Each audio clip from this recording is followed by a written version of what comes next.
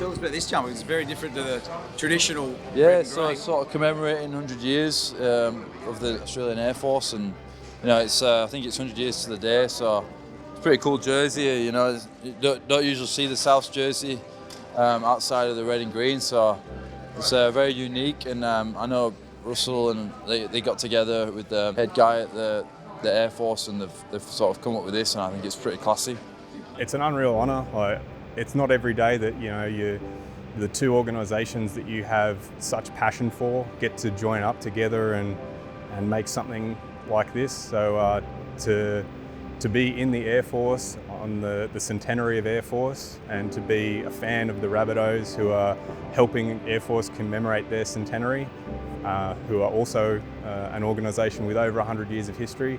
It's unreal. I'm really happy and proud to have a connection to both of these organisations. Fantastic, celebration for the Royal Air Force, and obviously it's a big weekend as well for the ANZACs, and what they mean for Australians and stuff like that. So great weekend, and it's obviously it's a good one for all football fans to get around. ANZAC Round's pretty special, especially a rugby league fan, but a veteran. This year is no different. Last year was tough for a veteran. I'm a veteran, 25 years service in the Australian Army, and proud service in the Army. It's an honour to wear the flag on my arm at my place of work, to wear the rising sun on my hat and on your arm and your sleeve, and knowing what that rising sun means, the legacy that it represents, that we take on from all those that have served before us, for all those that have been lost or sacrificed for the nation. The day itself is something very, very significant in Australia's history.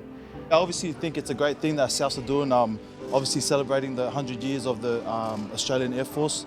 I think it's a great thing that they're doing, and it's obviously great that we're doing on the ANZAC weekend as well, and that we've got to commemorate the ANZACs past and present, and I think it's a really good thing that the NRL and Souths are doing as well. Sometimes I get a little bit emotional because some things happened, and we've lost incredible men that made that sacrifice, and it's not just about that day, it's about what it represents to Australia. And I think for me personally, it really it strikes to my heart.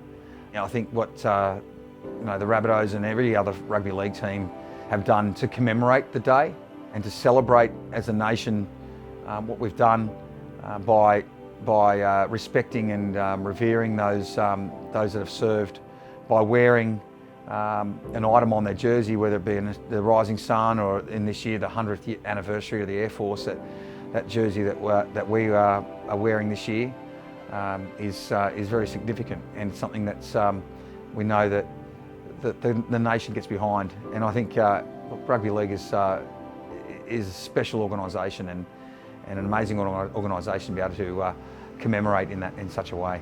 Our job is built on teamwork. It's built on working with each other, utilising each other's connections, each other's skills, to get the job done essentially. And the same goes for rugby league.